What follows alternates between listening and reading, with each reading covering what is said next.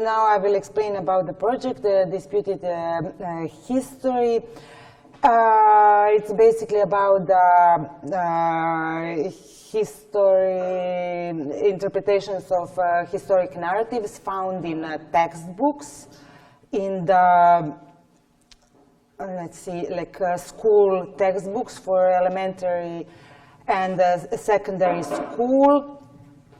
And the context is former Yugoslavia, as I'm from Belgrade. I'm born in Yugoslavia, and then, as you know, it happened also in the rest of socialist world and wider, that we have witnessed historic changing of historic narratives in the last few decades, like not only in socialist countries, but in socialist countries this was more visible. And the question is like the changing of political scene from the, let's say, end of 80s, like fall of Berlin Wall and everything, and other successor events in the world scene, like the map of the world changed from the bipolar system to like one, let's say, more unison way of seeing the, understanding the world. And I mean, talking about the dominant frame, how to say. But like before, because the context is Yugoslavia, I will just say shortly about the project, and then I will give some introduction into Yugoslav context, because this is, I don't know how familiar you are with Yugoslavia, so it was, the project started in 2006. I started to collect former, like books from different, school books from different periods of like,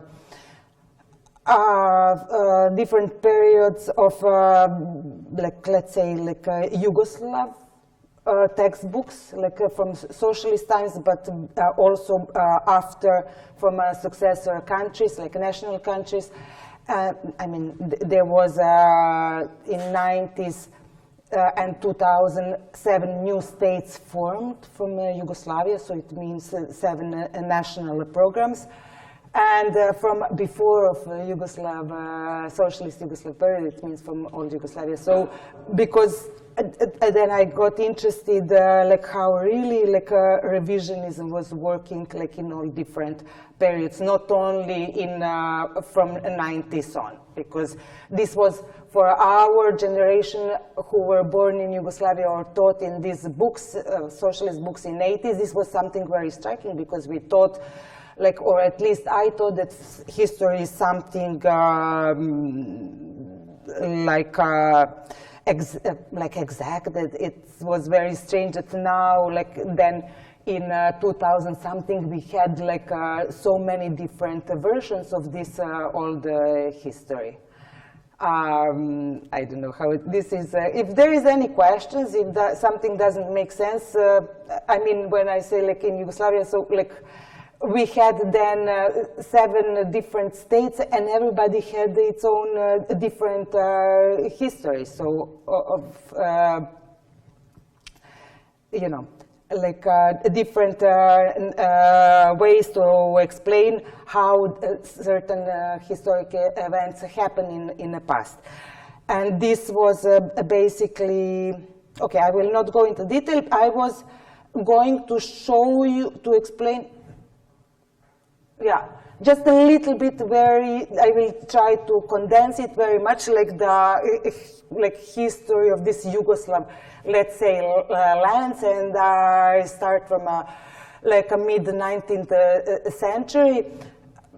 So because Yugoslavia was a very complex country, and we have to understand this, that Yugoslav people, like where later Yugoslavia will be formed, were on, can I move? It was exactly on the border between two like great empires, the Ottoman and the Austro-Hungarian empire. So and well, this is the period, like mid-19th century, where Serbia already had like uprisings, and there is like Serbian territory. But before that, it was for a couple of centuries, like since I don't know, like 14th century, it was really the border that was moving a little bit like up and down between two empires. And also like part of like these lands were under southern were under Byzantine period before, so that's why there is lots of like Orthodox Serbs, Macedonians, Montenegrins are basically Orthodox, and other, while a northern part was under like a more Roman, like Catholic influence, while the Turkish Ottoman invasion like brought Islam, so there is lots of, I mean, mostly in Bosnia, part of Macedonia, South Serbia, Kosovo, there is a Muslim population. So it's on the basis of different like religious influences, religion was very important for like dividing also this South Slav people. And the South Slavs, of course, were not the only and dominant. There is lots of other kind of like let's say ethnicities there living together. So this was very, and yes, what is important in like with the national uprising, like all the movement of that happens in the 19th century, like passing from feudalism to capitalism, there is like a national. It's like an enlightenment period, and like national forming of national states and national, you know, conscious is rising, and then there is, as the old empires are also going to the decadence thanks to the feudal, where they were like kind of. At that time already backwards, like capitalism is new production relations are building, like industrialization and so on, and also, so there is like this national movements among national consciousness like appearing, and so in the middle of 19th century there is like intellectuals from these parts of Croatia, Slovenia, I mean, under Austro-Hungary, and like Serbs and so on are gathering and forming this national movement that at the time is called the Illyrian movement. This is very funny because just after they realized that Illyrians are actually more autochthon, like Albanians. So they change it, it's like continuing. I mean, it's basically also the period from then where like our modern history is conceived, the history that we have now, and that most of it it's related to collecting of epic poems and looking into like medieval like history, like more like that is closer to mythology. Like, sorry, I have to drink some water.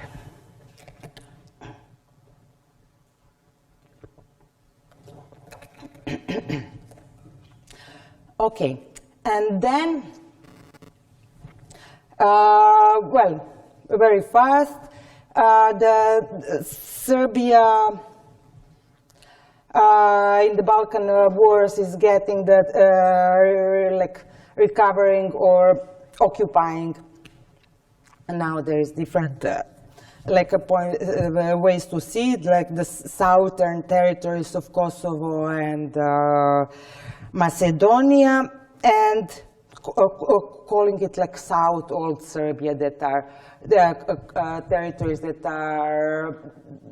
have been Serbian like in early medieval times. And so it's basically as a result of First World War. These territories that before belonged to Austria-Hungary, Slovenia, Croatia, and like Bosnia to Hungary, they are uniting and joining with Serbia in order to form the first Yugoslav state that in this time is called the Kingdom of Slovenians, Croats, and Serbs. And so there is also different ways to interpret this. Like some see it as like a great Serbian intent to join the lands where Serbs were living. I mean, this is very complicated, maybe for you. If it's, maybe I don't get, let's see. This maybe is interesting map to understand this. Like, so for example, this is like ethnic composition of this land. So you could see like it's like this color, for example, is this light green is where it represents Serbs, for example, and you see like this bluish is Croats, and I mean it's very difficult to put it in political borders. So very important in like forming Yugoslavia was, of course, the language that most of these people spoke, the language that they could understand each other. So, but they have like historically they were divided by developing different cultures under different influences. So.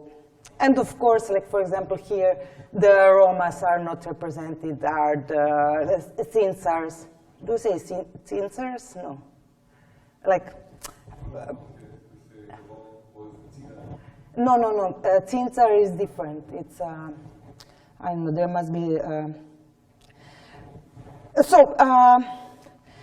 This was also very interesting. It's like the first Yugoslavia between 2020 and between two world wars was had lots of national problems, and the government could not solve it. And the only, like, let's say, groups who were trying to solve the national problems were the like really left, not parties. Communist Party was forbidden by decree in 1922, I think. But the leftist organizations, because at the time this was also the program of the Comintern, they were following this, so they were like seeing national liberation as a way to emancipate. No? So they were the only who were seriously working on like a national, let's say, recognition, like a kind of independency, because between two wars, really it was just ruling elites who were leading the country, and they were not developed enough. They were not able to resolve the national problems. They were just, how to say, like caring for their very particular interests.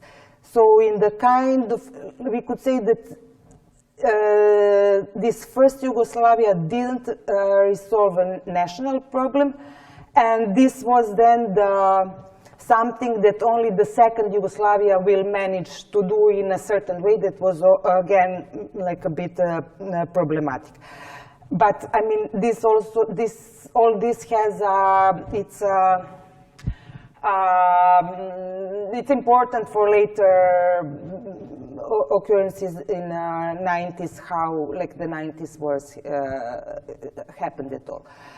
And but like what's important to see now that Yugoslavia is a very complex country in this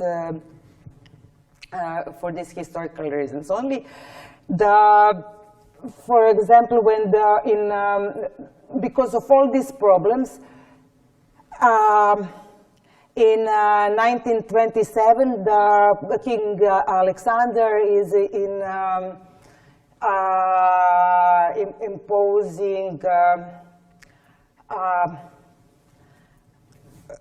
this is I forgot now, the dictator, and he's making new political like organization of the country in Banovine. We call it Banovine, but it's like this administrative regions that were not related to national. He's trying to like resolve it in a way that like this map is basically this like the borders are drawn related to the river basins, main river basins, and it's intended to make these areas in the way to mix different population inside, not to try to distinguish like different national groups, but the opposite, to have more different groups in order also how to, I don't know, like control better. That in some way like could be interesting idea to do, not to have administrative units like based on a nation, but on geographical part. But of course, this was a very strong dictatorship and so very reactionary. And I'm jumping. So now we are coming also another parcelization of Yugoslavia happens in with the occupation in the Second World War from the Axis, and so here you can see like Croatia got independence. Like all these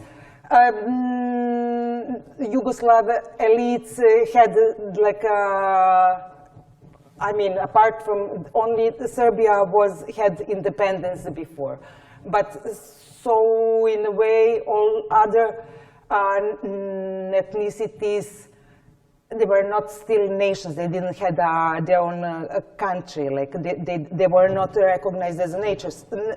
So with like also development of modern states, bourgeois like capitalism, they were like annihilating. They were striving for their like national countries and so. So like for example, Croatia got this independent state of Croatia, was for the first time recognized with a fascist, adopting fascist regime and so on. Like parts of the country were annexed by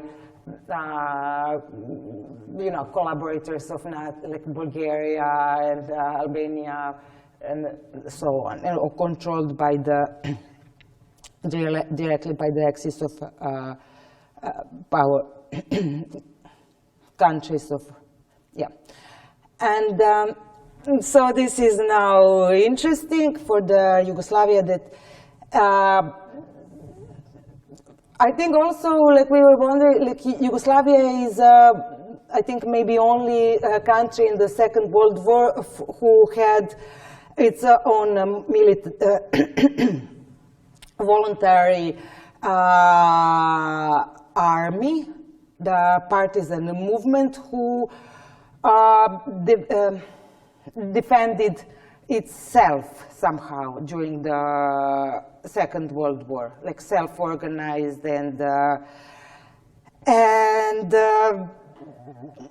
because all other countries had like regular professional armies. But in the case of Yugoslavia, it was this like a resistance army who grew out of nothing, let's say, and managed to somehow take prevalence as the defenders of the country. On this base, also, it formed the later state was formed.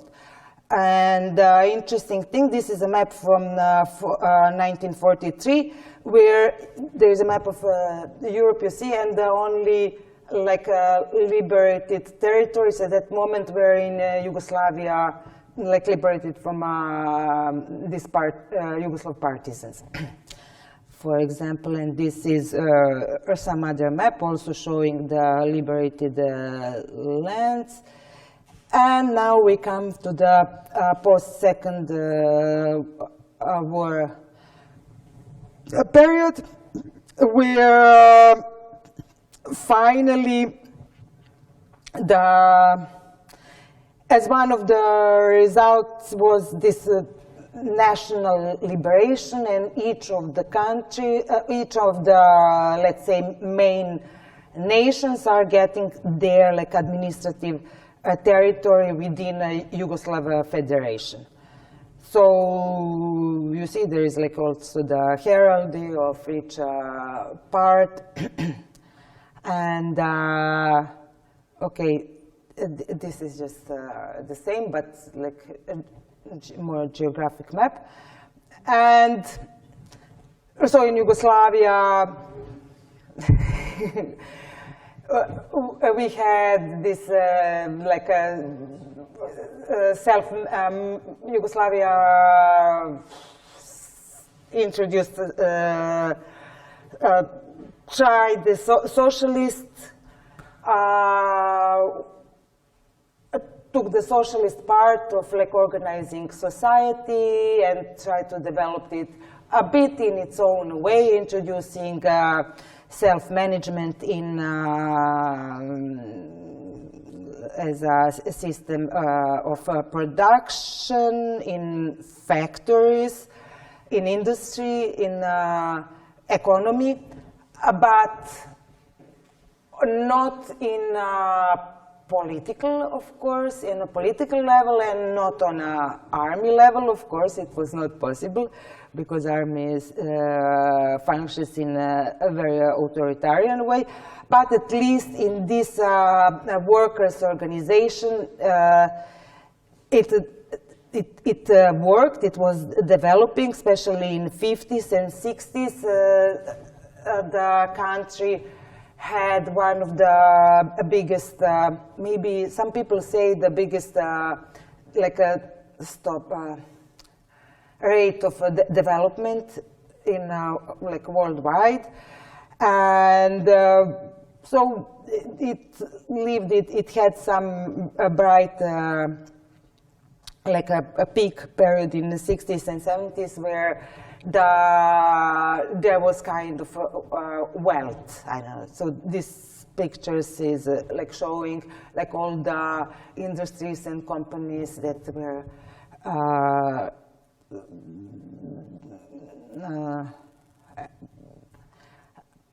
like developed in and from beginning of 70s, there is kind of a turn back to the central planning and democratization. So also the pokrajine, how to say, not the republic, but the autonomous regions of Serbia are getting kind of independence, and all the republics are becoming more independent. Like actually Yugoslavia starts to function as a confederation of states. And then also what was later the reason why it was easier to do for the war to happen, this like nationalisms are starting to flourish. There is lots of competency, and finally, with after the 90s, I mean, it's with the 90s wars, it's falling apart. This is okay. This was funny. I just found this, came across this, and then in this period, I found this image. It's some like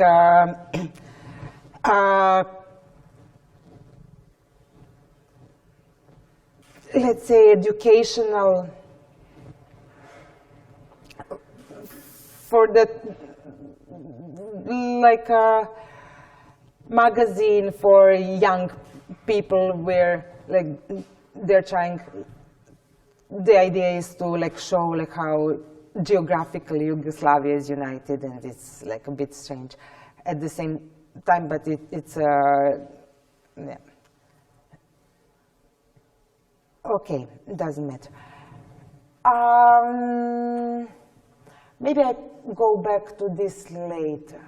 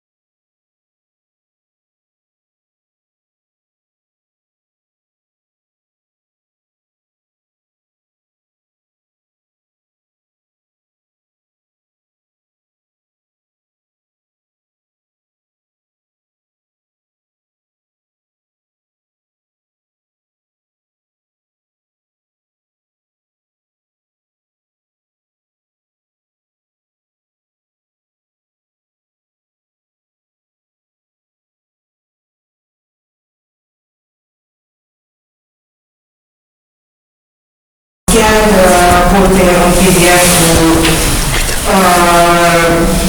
the printing and distribute. So something very simple and fast, effective. So, and I did more workshops here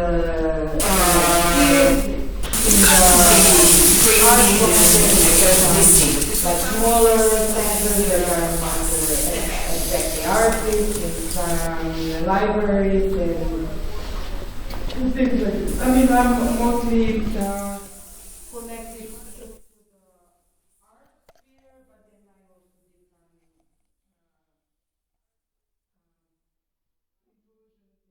some inclusions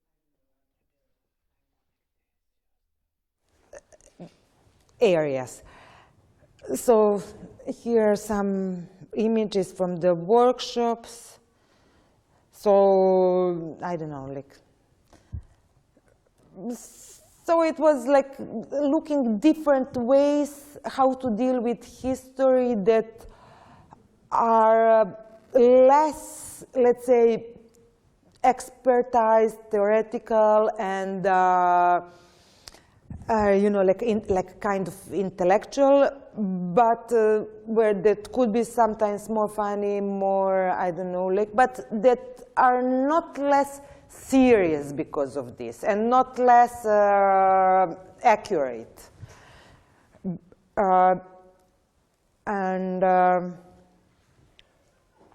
Okay, these are just some images.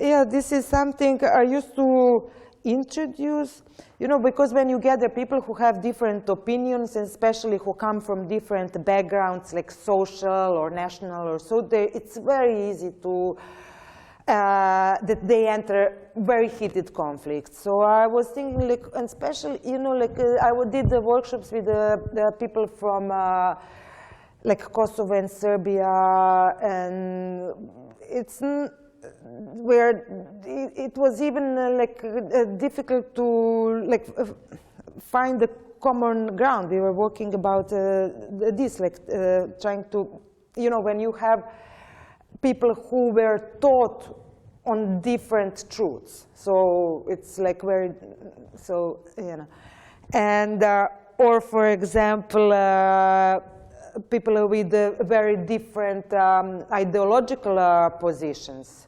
So, like, how we can talk at all, you know? So, for this reason, I started to do. I introduced this exercise we do in the beginning, where everybody was asked to present in a very simple way, graphically, their political autobiography somehow. And so you see, it's where sometimes it's very abstract, but it's important that these people, this person knows it, and he can, according to this, explain to the others. They are, I mean, it's not written as a text or something. It was just like some kind of memory, like some codes to assign different moments of personal development in relation to like historical events. So those are some pages. I wouldn't enter now into detail. Maybe I could just say about the topics of these workshops. Like, so for example, more workshops were organized, done, but only these 5 at the time, and then after like 2 more were, okay. But only some of them resulted with the textbooks. You know, like sometimes happens that the workshop just continues in discussion, and people sometimes are not very eager to like start to make the assembled this booklet, so nothing, doesn't matter. But like this first workshop was related to last 50 years of regional history between like countries where, or like in Serbo-Croatian, where Serbo-Croatian language was spoken. So it means Serbia, Croatia, and actually Bosnia and Herzegovina, that's it. That was in the case because the workshop was in Banja Luka, Republic of Srpska, which is part of Bosnia and Herzegovina. I have to say, for example, in Yugoslavia, I mean former Yugoslav countries, it's not that we have now 7 versions of history because we have 7 nation states. We have like hundreds of them. Because like just first, like Bosnia and Herzegovina has 3 different entities which have their like completely different curriculum, national programs. The Republic of Srpska is like Serbian. I mean, Serbian like part of population lives there, so they have history very tied to Serbia. And a Bosnian Federation, even if it's one entity, they have 2 curricula. One is Croat and another is like a Bosniak Muslim.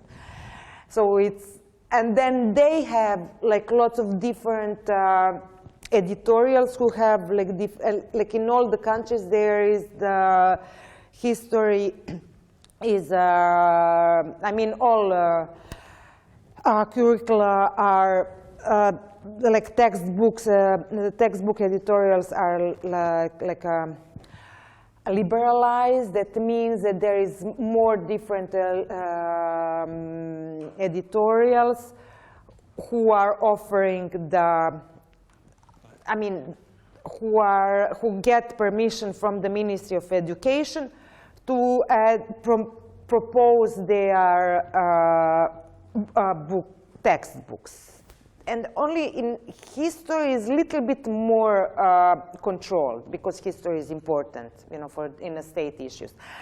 And so you could have like more. I don't know, like a Democristian, more like a liberal social democrat, or more conservative, more far-right textbooks. And schools actually decide which ones they will take. So I'm explaining that there is lots of different versions. And so for the first was last 50 years in a Serbo-Croat language-speaking curricula. The second was 90s migrations in Yugoslavia, how they were presented in different textbooks. The third was comparative history between Serbian and Kosovo textbook, Kosovo-Albanian textbooks. And I could jump this. And fourth was socialism then and never. It was about like how socialism period was presented in socialist textbooks and after post-socialist textbooks in Croatia. I mean Yugoslavia, but the workshop was in Croatia, so focus was on Croatia. And Sarajevo assassination. And after I did some other workshops in the context of this different project, we're doing together with Nebojša. Oh, I closed it. Well, I mean, but it doesn't matter. I closed the page. I need a little bit of break, but maybe someone has a question.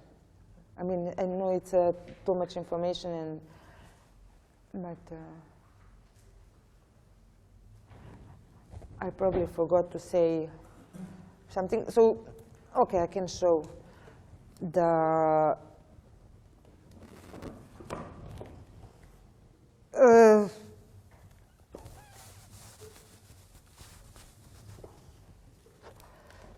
some textbooks, maybe. I brought just some examples, so it's not. I try to bring just like, for example, of history, where the textbooks that cover 20th century. So you see, like, there is some books with partisans from the socialist period. I mean, it's just jumping from periods. So this is the. Can you guess what is this? History book. I mean, from where? Austria. Austria. There's many more states with the double-headed eagle. Yeah, this is Kosovo. This was like the first textbook issued after the proclaiming Kosovo independence. In 1999, but the book is from 2001. So, well, it doesn't matter. This, for example, are very interesting. It's the history of a new century from 47. And I really like it because it has, it covers the period from a French Revolution to Paris Commune. And it's actually from 47, so it means it's a little bit before a split with the Soviet Union. And it's translated from Russian.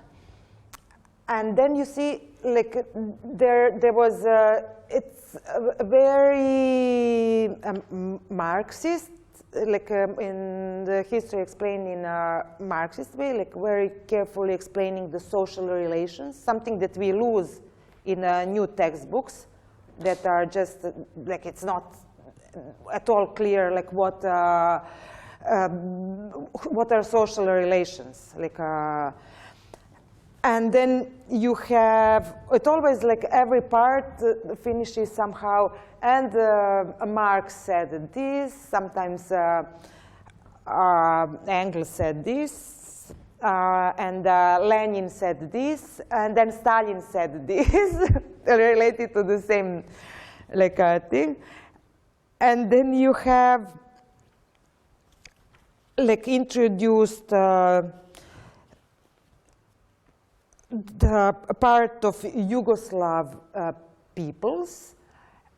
And then it's not Marxist at all. It's like completely this mythological story of, like, Kosovo battle from middle century. And you see, like, how it took really time. They had to, like, it was not easy to get rid of this, like, bourgeois, like, I mean, this romanticized history, you know, like, that is mythologized. And even, like, throughout the whole Yugoslav period, it was, I mean, throughout social period, it was developing, like, the way to see the history. It's always changing, but it could be progressive and reactionary, you know, like, now we're in a reactionary phase.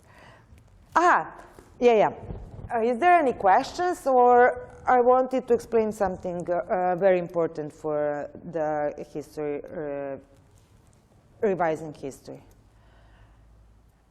I feel like I relate to what you said about the new books, how history has, the new historical textbooks do not contain, like, this cultural and social part.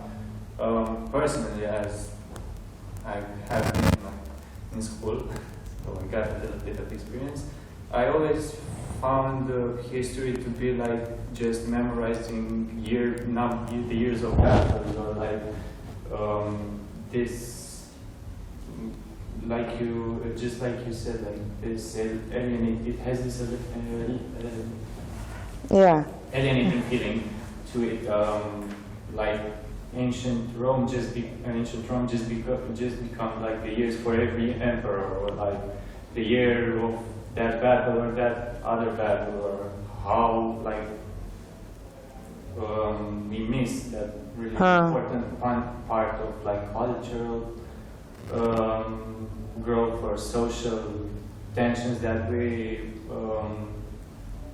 that historical part experienced. Like if I had just like learned history from just textbooks, I wouldn't be able to form a proper conversation on history that didn't contain like battle numbers or something like that. You know, like there's a difference in talking about, let's say, Second World War in like history terms, because you know there's a lot of battles, a lot of ideology and stuff like that, but it's a whole lot different thing to talk with people who like lived during that period, or like to study the cultural and the social phenomena that I always felt that history does not have that part, that human part, I guess, that story part. Yeah, because it was always a struggle of different forces in a history. So it's like it's advancing in like a between the like this like hegemonic views and like who are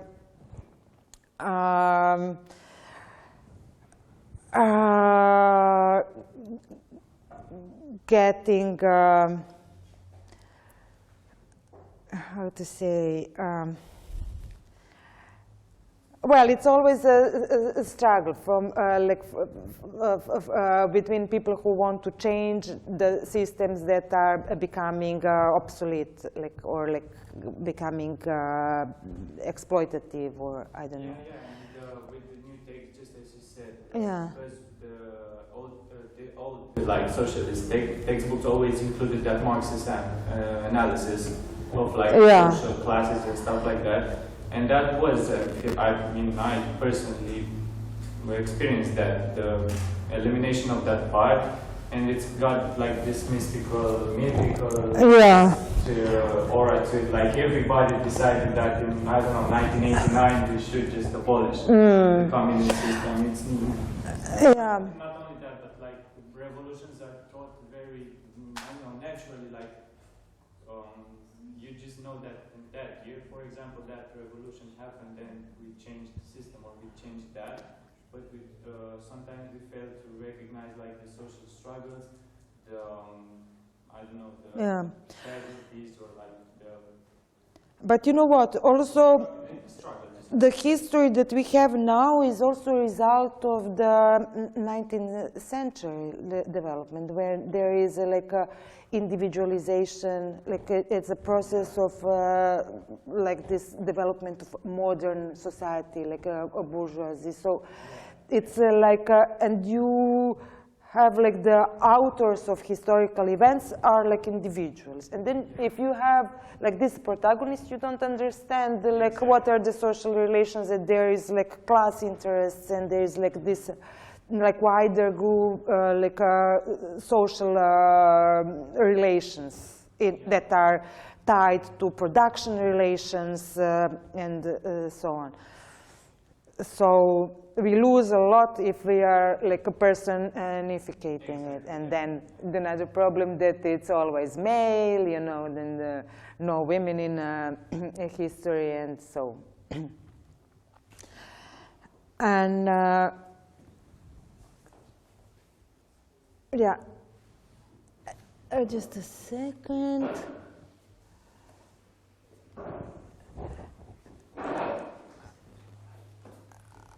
Okay, so I didn't like if the first wave of historic revisionism it happens from the beginning of 90s with wars, like fall of Berlin Wall and proclamation of independent states, and while this discourse is, well, the country, I don't know, like Croatia proclaims independence, Slovenia, Bosnia is independent after war in 95, Kosovo proclaims it. So these first narratives that are coming out are usually very heated and very right-wing, very nationalistic and like just, how do you say, like damnifying the other nations, like with like, and they're a lot of times also like what we say, like very politically incorrect. So the second, and then very important thing, what happens, yeah, that's it. It's what happens in European, in the context of European Union. While there is this concern that there is now a lot of socialist countries that came out that are, they came out from this revolution, I don't know, like passed to capitalism, like the Eastern Bloc is banished, erased, and there is like now this new order, and there is big concern like what to do with the socialist heritage, and for this how to deal with it, how to secure that there will be this new political elite, how to secure its position on power. So still in 1996, the Council of Europe is issuing this resolution 1029, like proposing the measures to dismantle the heritage of former communist totalitarian systems. I don't know how much you know about this. Maybe should I continue talking, or are you well informed about these things or not? No. Okay. So one of the important things. Let's see. I just took some parts from the. It's not long text. It's just 2.5 pages. It's interesting, really, to read it. How to. So those are all measures how to, like, explain the values of European democracy, and to explain how, like, the communism was, like, basically very bad, very backwarded, very controlling. I don't know, like but important thing is that by this, it is somewhere in the text that by this the private property is normalized in a way as the only kind of type of property, a property rights that has to be respected, and so, and well, development of civil society. It's very interesting because it's also kind of like getting away from the like social protection that existed in socialist countries. So it's more like responsibilities passed to the citizens and private entities, like entrepreneurship, and so, like, so everybody has to compete and will be valued as it's worth. And well, it's no, this is already another. This is so the chronology of discrediting of communism, where so by this document also it was proposed to equal in the way like communism with fascism, not directly, but later it will be more pronounced, and like as a totalitarian regimes. And wait, just to see, I mean, this is just interesting to see. Maybe it's not, this process must include a transformation of mentalities, a transformation of hearts and minds of the people, how like, this is like people in socialism, they were like obstructed, so they obstruct others and control, and it's like it went deeply into, I mean, this is discourse that is very, it became like some European mantra, and it's, you know, it's very boring, I think. Like a blind obedience and other totalitarian thought patterns should be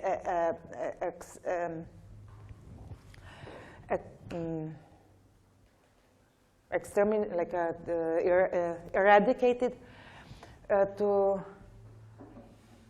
under rule of law, to establish a civilized, liberal state under the rule of law. Of course, we are living in this European like legalism, like everything could be defined by law, even the worst crimes.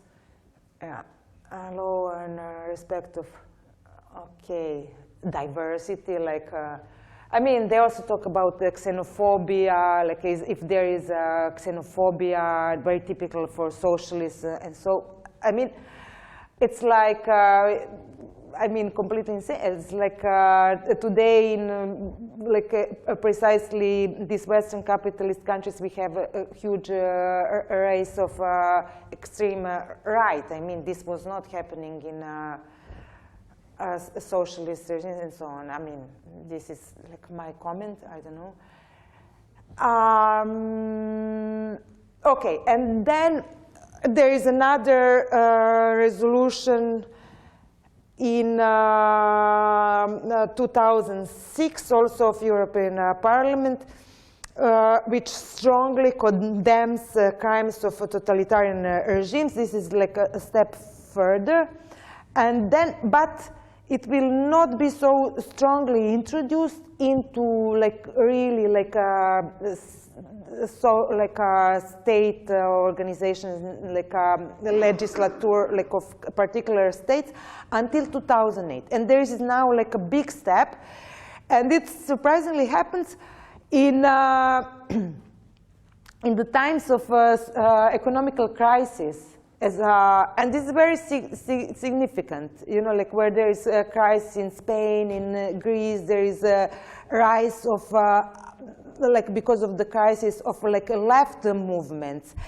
And this comes as a measure to really be like assured that left is completely discredited, to discredit the left organizations, and to, like by equaling them, like de facto with a Nazi fascist, historical Nazism and fascism. And you know, there is this like talk about 100 million of communist victims. There is this discourse of victimhood, where it was in June. Then a group of conservative Eastern European politicians signed the Prague Declaration of European Conscience and Communism. I will just read, I can't.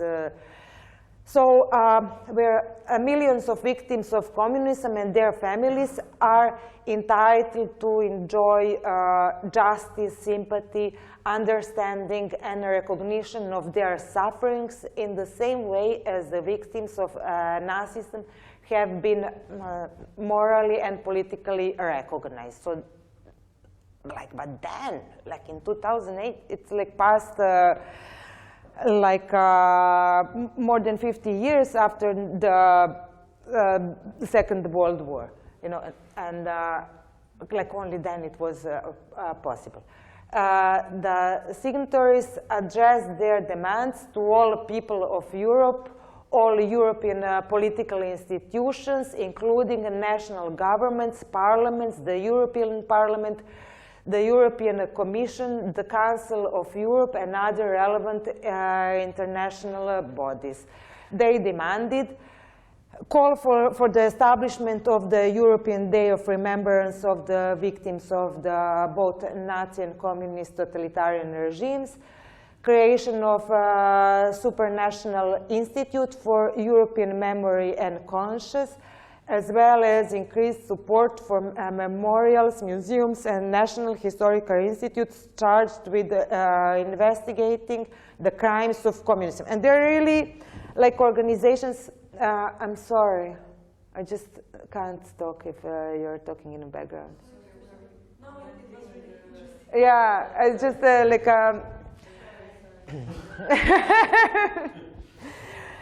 And what is important for the textbooks, the adjustment and overhaul of European history textbooks so that children could learn and be learned about communism and its crimes in the same way as they have been taught to access the Nazi crimes. And then from this moment, there is really, like you can see the change in the textbooks where there is this new, like,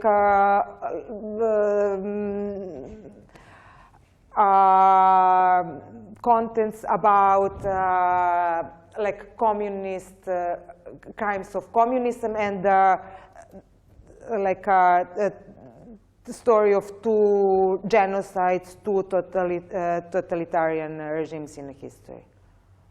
So, yeah. And well, there is, you know, I have to show you, it's really interesting to see, like some, there is like more than like 40 organizations, 45 organizations, I think, most of them from Europe that are part of this institute for, a platform for the European memory and conscience. And there's two organizations from America, Canada, I don't know, like from other countries. It's very interesting. And there is this website of like this American organization, Victims of Communism, you know. And you see like and you know, they have lots of funds, like they invest in big projects, like, I mean, this is not so important. Maybe it's important that European states have to adjust to this resolutions and proposals. And there is, you will see in like museums all over, there is lots of new museums that are getting lots of fundings for this kind of museums of victims of communism, and or there's this huge European call for projects that is happening every year, you know, like European remembrance. I mean, it's lots of funds are dedicated to like creating this discourse. Like also we have these textbooks.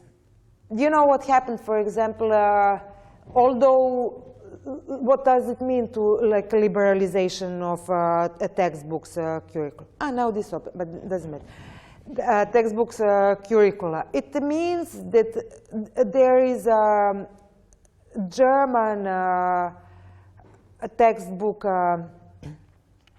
like editorial who has lots of succursals, and like 50 succursals all over Europe, and one of them is in Slovenia, which is editing, which bought 2 book editorials in Serbia, and is like editing like the different kind of textbooks, and they are like one of 3 accepted for Serbian schools. I don't know. This was 2 years ago. I was not looking. It's always changing, but it's also monopolization in different ways, not the liberalization. I mean, it's not like the diversification. It's and like the small editorials are completely moved away, like our local editorials. So this is some other project we were doing, but doesn't matter.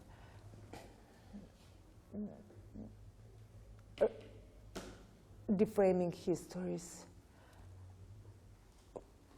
With Nebojša, some of you know Nebojša, and there I was doing 3 workshops of disputed histories, but I explained already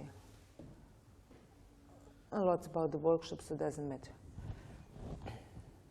No? It's... Well, I don't know. And tomorrow we are going to do the workshop. I mean, it's going to be consultation, workshop, something with Romanian textbooks that Florin and Livia collected. And the proposal is, you know, it's very interesting. Where there is new edition of the textbook, there is always a preface. Well, exactly in this, there is no preface, but because it's not necessary, you know, it's that, so it's like this. But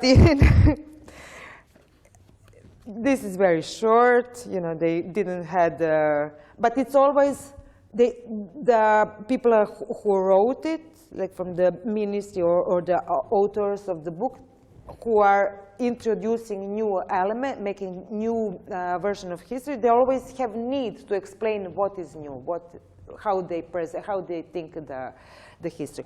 So the proposal is just to take these prefaces of different textbooks and go through them to see what we can find there. And also, maybe if there is time, it's also interesting to like look into just the summary, like not the summary, the contents, the titles of there is no. Yeah, you know, the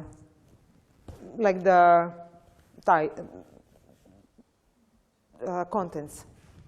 The titles of the lessons. And so we are going to meet here at 11. Who is interested, you're welcome to come.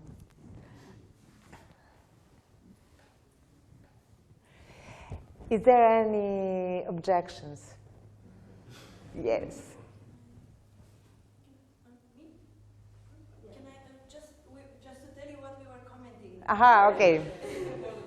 No, I'm sorry, really, but I'm like easily disturbed when. Sorry for that. No, we were talking that it's really interesting that the first resolution was in '96, European resolution, which is the year when the utility companies were privatized in Eastern Europe, and utilities became privatized. So the prices for gas, electricity, water started to rise. And in Romania, for example, there was a big move, unprecedented move from cities to villages and smaller villages because people couldn't afford the housing costs. Yeah. So it's really interesting that it happened. You said the last was in 2008 with the crisis, and the first one in 19. Yeah. So it's really interesting. I didn't know this. So it was like it has a purpose to ease the path from public to privatization, like maybe like in the. Moment of crisis of the European dream, you know. When there is a crisis, when there is like a very delicate moment, you know, this kind of narrative resurges and is kind of more and stronger and stronger. Yeah, thank you for this information. it makes sense. In the United States, every time there's a shooting in a school, so kids using weapons and killing other kids, immediately after, within days, there is a National Rifle Association rally exactly in that town. National Rifle Association, okay. which is a sort of a KKK under disguise weapon support association, a reactionary association in the United States. And they rally every time there is a mass shooting. It's in the perfect spot immediately after. Actually reinforce the idea that people should have the right to to be armed. Just So it's like a, sort just to of prevent the same kind of ideology that demonizes communism. Every time there is actually a problem with the society that should be probably. to enforce the. But I was going to say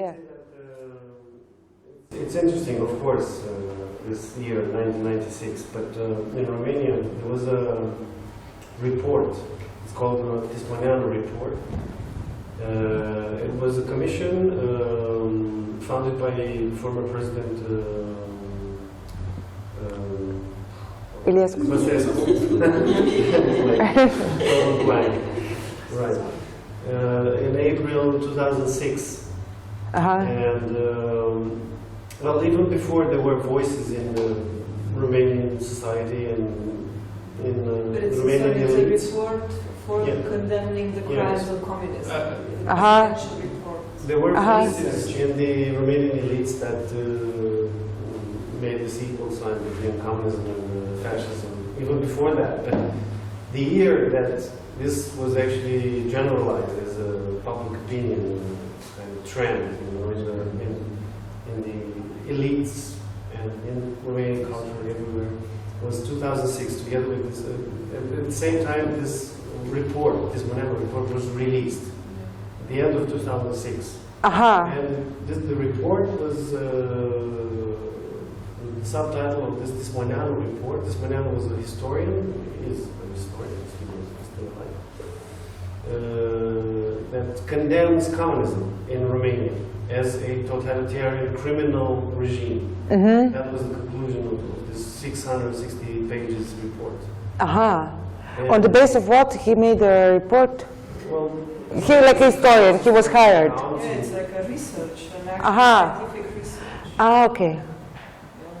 He had a team of historians and political analysts.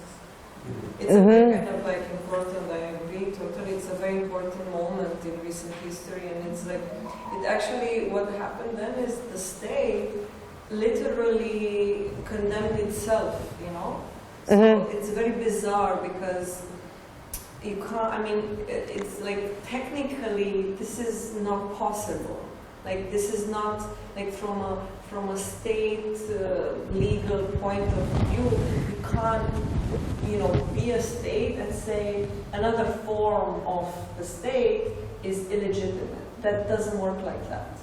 You know, you need to have a different type of analysis. So it's actually a lot of like based on a lot of like mythological and affective kind of basis. It doesn't, you know. It. A lot of people saying, not necessarily leftists, but like people that were saying, the state cannot condemn itself like that. That is not how. Well, not according to Giorgio Galvin. If you read the exception state, then the state of exception, in English term, then this is possible.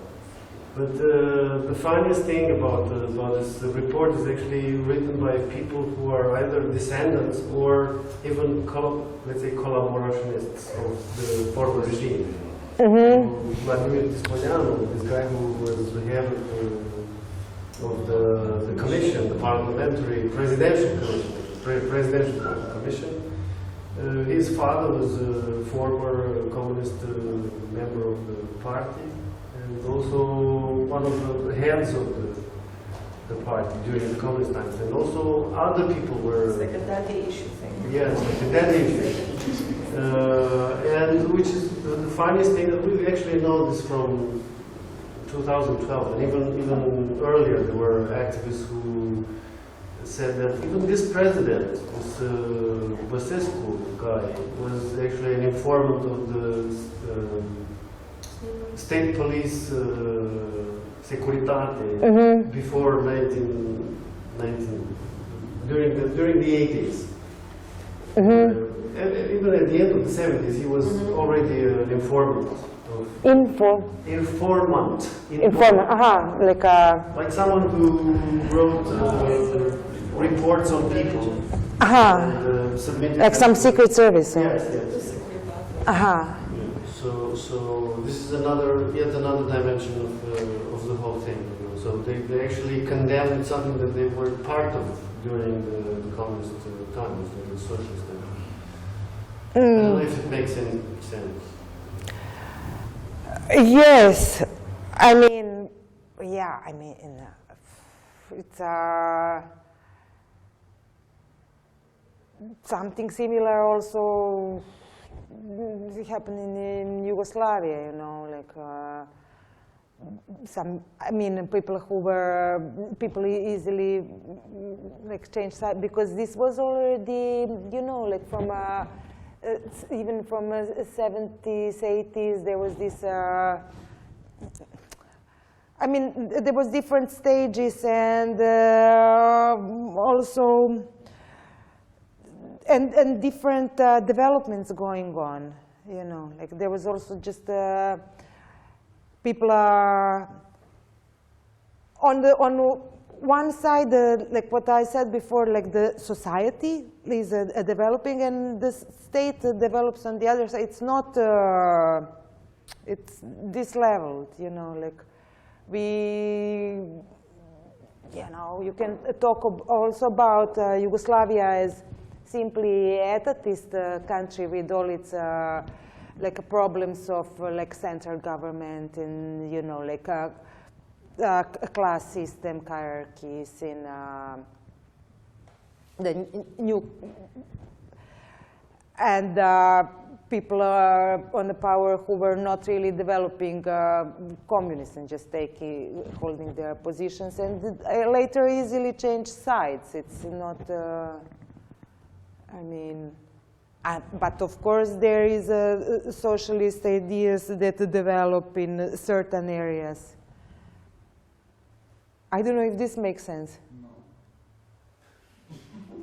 Who said that? It was not clear, or you don't agree? No, it wasn't clear. It wasn't clear.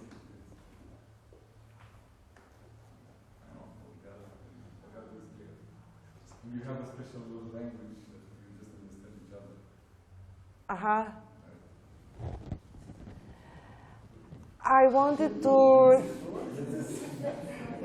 I wanted just to say that we could be also very critical, and I'm very interested in critique of the socialist state of Yugoslavia, you know, because it was, of course, not perfect. It was, on one side, a socialist society that was developing. There was lots of good things, but also as a state, there was lots of problems, and as a state organization. And it's even a question if it's possible to develop, to have like a socialist or communist state in this kind of modern state, you know, in this frame. So if it's possible to, you know, like really implement like socialist society, maybe it's at all not possible. So, but this was interesting experiment, interesting experience. Are not compatible somehow. So, sorry? The notion of state and the notion of communism are not necessarily compatible. But maybe not. Like I think this experience showed it's possibly not compatible. in the modern state, because you know, like these modern states are developing as a product of bourgeois revolutions. So it's like the state as definition, like the modern state is capitalist product. So to have socialist society in a capitalist state, it's also difficult. But that was what was supposed to be a transition, right? It was supposed to be a transition, it's a socialist, right? That was not yet a communist society. Yeah, that's why, like you know, like there is a critique, like left critique of the socialist Yugoslavia, that Yugoslav politicians tried to, like, understood very literally Marx and tried to dissolve the state. But actually what formed instead are just like small nation states, you know, like this, when I was talking about this when it passed to confederation with the Constitution of '74, like they just let nationalism to sprout, like the smaller. I find it useful in this discussion. I find it useful also to think about global processes or wider processes and not just focus in one region. Like to have the multiple levels where things happen. Also, this opens up a bit the analysis of what is possible and what is not. Also, and it's a very good example, these European policies that you showed us. So I think this helps a lot. This helps us to understand also state formation, also crisis during the 70s, during the 80s. We can see how the different states react to it. We can think about the 90s and the war machine. We can think about this report that you were talking about that is in the frame of European pressure. So it adds analysis and understanding. Okay. Can we finish? We can go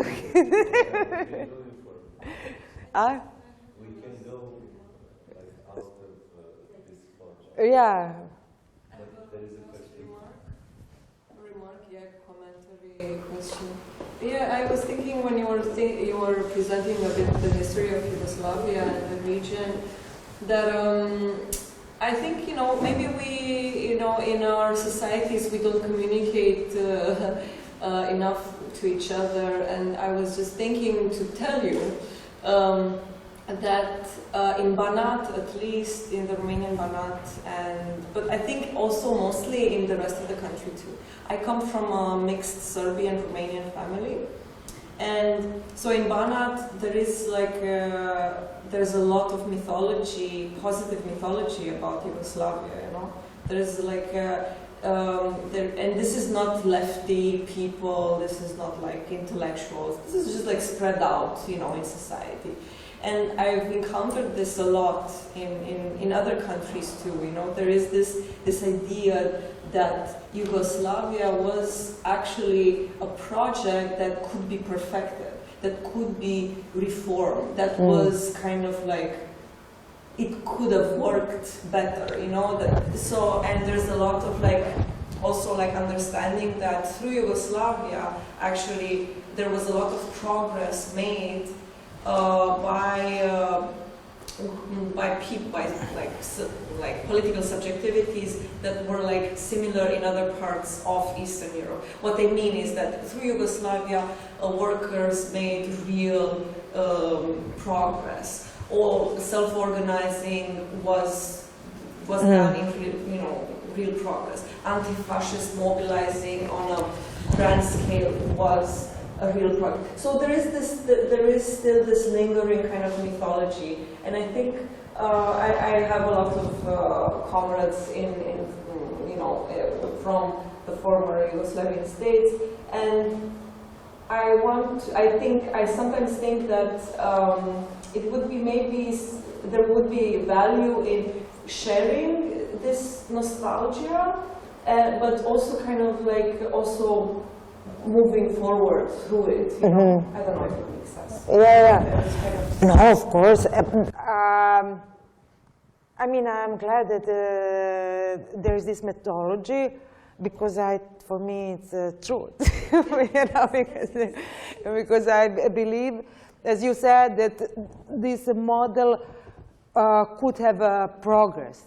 And you know, like I feel among my generation who were like raised in that we were not given possibility, that we were like taken away the possibility to participate in this society is a like huge loss, you know, like and we really, I feel it like really tragically, you know, like that this possibility was given away from us.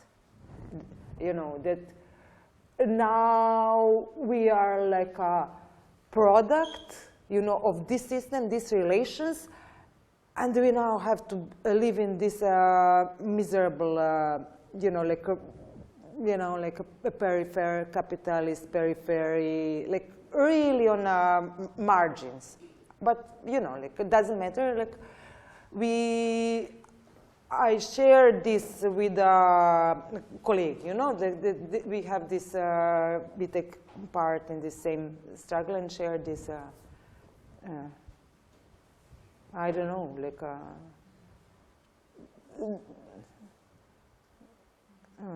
So you see that someone broke apart, someone from outside broke apart Yugoslavia? That's very...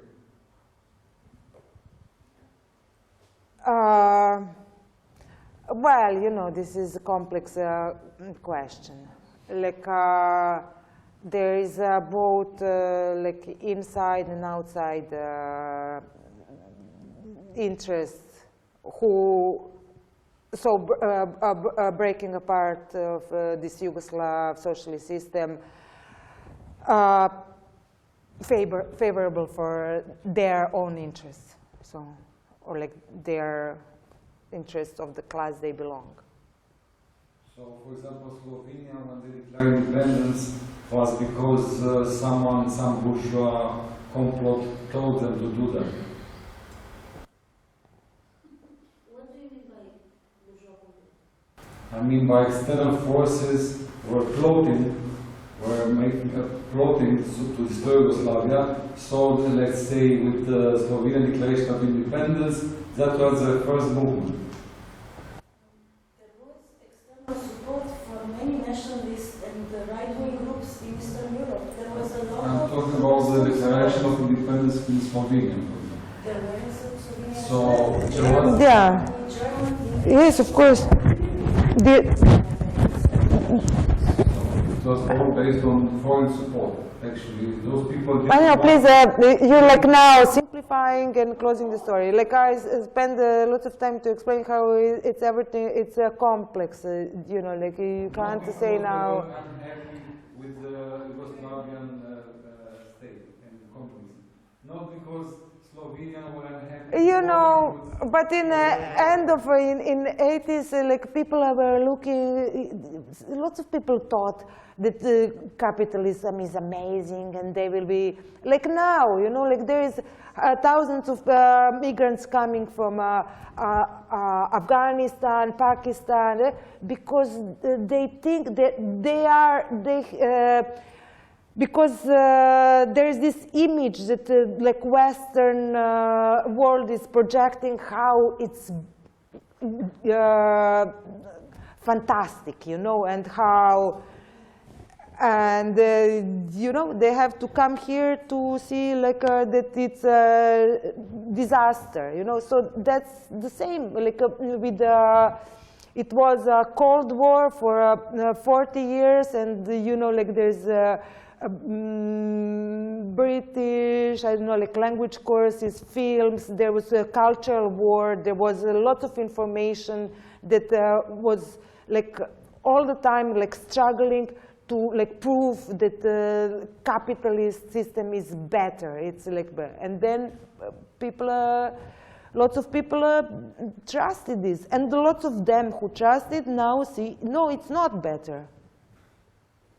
Now when they see how is it, you know, when they lost the head, like, I don't know. Yugoslavia had a chance for 45 years to change the mentality of those people, to show them that communism is good, that is No, Yugoslavia is not changing mentality.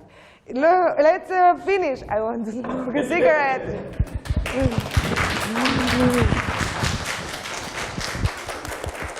Thank you, thank you. Mulțumesc.